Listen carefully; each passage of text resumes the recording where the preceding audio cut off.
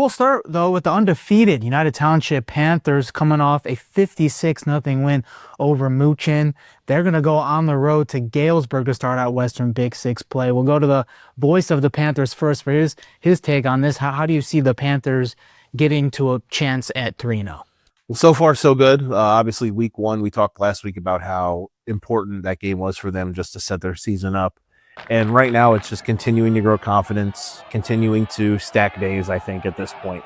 When you're a program like them that's trying to accomplish all of these things for the first time, to try to do things, it's not really focusing on that. It's just continuing what's ahead of you. And I think that, another great opportunity for them to go on the road against Galesburg, who's 1-1. They're coming off of their first one of the year. So it should be an interesting matchup on Friday for sure.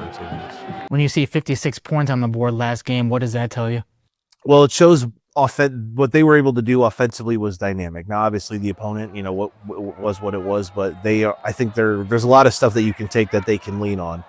They have an experienced offensive line that has played really, really well, and they have the ability to hit explosive clips or explosive plays at a clip that is about as good as anybody else or better than anybody else in the league. They've got probably the most explosive player on a down-to-down basis in the conference in Isaiah Navarrete, and they're able to turn almost any play into an explosive play or a long touchdown. That's been a staple so far on the season.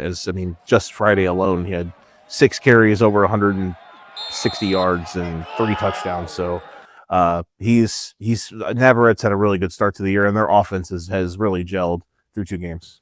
Ken, what have you seen from the kings of the Western Big Six right now? Well, Isaiah Navarrete was already a star player coming back for UT, and now he's leading the conference and rushing in the pre-conference play in the first 2 weeks. Okay.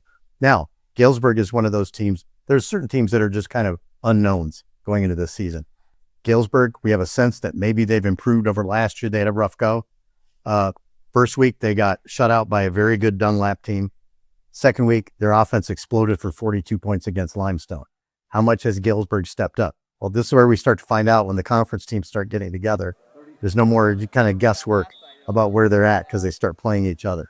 But if they can get Navarrete going, right, then they should hopefully for them, it'd be in the driver's seat of this one. And when was the last time we saw UT at 3-0? That's got to go either the COVID year or back to Mike Tracy, one or the other. So they started off 0-2 in the COVID year, but they did start 3-0 in the year after that in 2020. I guess that would have been 2022. Okay. Had a tough stretch. Right. Then some unfortunate shenanigans happened, and they were unable to get that 5th win. But yeah, obviously right now continue to go to stack the days for them. For Galesburg, they had a really good freshman team last year.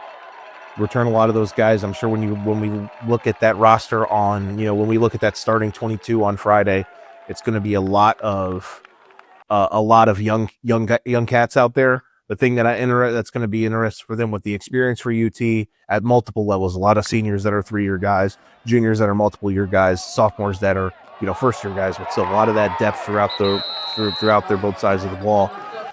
It's good for UT to play them, I think, early compared to late, because I think by the end of the year, Galesburg will be more punchy. I think it's still going to be tough. You still got to handle your business, but I think that's an edge that UT is going to have, is they've been through these wars. And this is going to be, though Galesburg did play a team in Dunlap who's really athletic and really good, as Ken saw on Friday, they got some dudes.